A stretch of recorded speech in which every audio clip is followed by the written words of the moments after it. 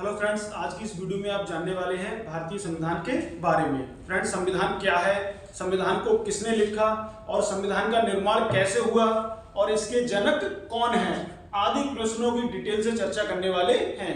तो सबसे पहले फ्रेंड्स जानेंगे संविधान क्या है। फ्रेंड, किसी भी देश की मूलभूत एवं सर्वोच्च विधि को ही संविधान कहते हैं, या फिर दूसरे शब्दों में किसी भी देश के नियम और कानूनों का जो संग्रह होता है उसको हम संविधान कहते हैं। और बात करें भारतीय संविधान की तो फ्रेंड ये दुनिया का सबसे बड़ा लिखित संविधान है, जो कि भारत को एक सबसे बड़े लोकतांत्रिक गणराज्य का दर्जा भी दिलाता है। फ्रेंड्स, अब हम जानेंगे संविधान का निर्माण कैसे हुआ। तो फ्रेंड्स, संविधान का जो निर्माण है वो किसके द्वारा हुआ? संविधान सभा के द्वारा। और वही फ्रेंड्स क्वेश्चन पूछ लिया जाए कि ये संविधान सभा है इसका गठन किसने किया, तो संविधान सभा का जो गठन किया था वो किया कैबिनेट मिशन ने। और फ्रेंड्स, कहीं बात करें संविधान सभा में टोटल सदस्यों की, तो इसमें टोटल सदस्य कितने थे? 389।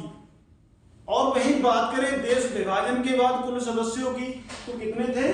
299 कुल सदस्य थे। अब हम फ्रेंड्स जानेंगे भारतीय संविधान का जनक किसे कहा जाता है। तो वो किसे कहा जाता है फ्रेंड्स? Doctor B R. अंबेडकर को, यानी डॉक्टर भीमराव अंबेडकर को ही संविधान का जनक कहा जाता है।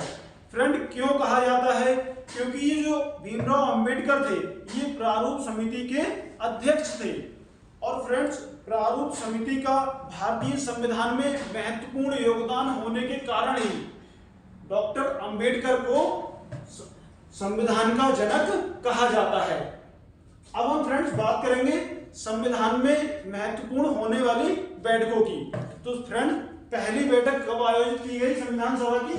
तो पहली बैठक आयोजित की गई थी 9 दिसंबर 1946 को, जिसमें डॉक्टर सच्चिदानंद सिन्हा को अस्थायी अध्यक्ष चुना गया। और वहीं बात करें दूसरी बैठक की, तो इसके 2 दिन बाद दूसरी बैठक हुई, यानी कब हुई? 11 दिसंबर 1946 को दूसरी बैठक होती है। और इसमें क्या हुआ? डॉक्टर राजेंद्र प्रसाद को स्थायी अध्यक्ष चुना गया। और वहीं फ्रेंड्स बात कर ले संविधान सभा की तीसरी बैठक की, तो तीसरी बैठक कब हुई थी संविधान सभा की? तो 13 दिसंबर 1946 को संविधान सभा की तीसरी बैठक हुई थी। और इसी बैठक में जवाहरलाल नेहरू के द्वारा उद्देश्य प्रस्ताव लाया गया। और फ्रेंड्स, ये जो उद्देश्य प्रस्ताव है यही आगे चलकर क्या बना? हमारी प्रस्तावना बना। फ्रेंड्स, अब हम बात करने वाले हैं कि जब संविधान का निर्माण हुआ तो ये कितने समय में इसका निर्माण हुआ और कब बनकर तैयार हुआ। तो फ्रेंड्स, संविधान जब बनकर तैयार हुआ तो डेट क्या थी? 26 नवंबर 1949, यानी इसी दिन संविधान बनकर तैयार हुआ। और 26 नवंबर को ही हम लोग क्या मनाते हैं? विधि दिवस या फिर संविधान दिवस। हम कब मनाते हैं? तो 26 नवंबर को ही मनाते हैं। क्यों मनाते हैं? क्योंकि इसी दिन हमारा संविधान बनकर तैयार हुआ। फ्रेंड्स, संविधान बनकर तैयार हुआ तो इसमें कितना समय लगा, ये भी क्वेश्चन पूछ लिया जाता है। तो कुल जो समय लगा वो लगा 2 साल 11 माह और 18 दिन का कुल समय लगा। वहीं फ्रेंड्स बात करें भारतीय संविधान की, तो भारतीय संविधान दुनिया का सबसे बड़ा लिखित संविधान है, जो कि कितने पेज का है फ्रेंड्स? तो ये 251 पेज का है। और फ्रेंड्स, भारतीय संविधान ये लिखित संविधान है, तो क्वेश्चन ये भी पूछ लिया जाता है कि संविधान को किसने लिखा। तो संविधान को फ्रेंड्स किसने लिखा? प्रेम बिहारी नारायण रायजादा ने लिखा। अब हम फ्रेंड्स बात करेंगे कि जो संविधान है ये पूर्ण रूप से कब लागू हुआ। तो फ्रेंड्स, संविधान पूर्ण रूप से कब लागू हुआ? 26 जनवरी 1950 को पूर्ण रूप से लागू हुआ। और 26 जनवरी को ही हम लोग क्या मनाते हैं? अपना गणतंत्र दिवस मनाते हैं। फ्रेंड, गणतंत्र दिवस कब मनाते हैं? तो ये 26 जनवरी को ही मनाते हैं। अब हम फ्रेंड्स जानेंगे कि जब संविधान पूर्ण रूप से लागू हुआ तो उस समय संविधान के कितने भाग थे और कितनी अनुसूचियां, कितने अनुच्छेद थे। तो सबसे पहले फ्रेंड्स बात कर लेते हैं जब संविधान बनकर तैयार हुआ तो इसमें कितने भाग थे?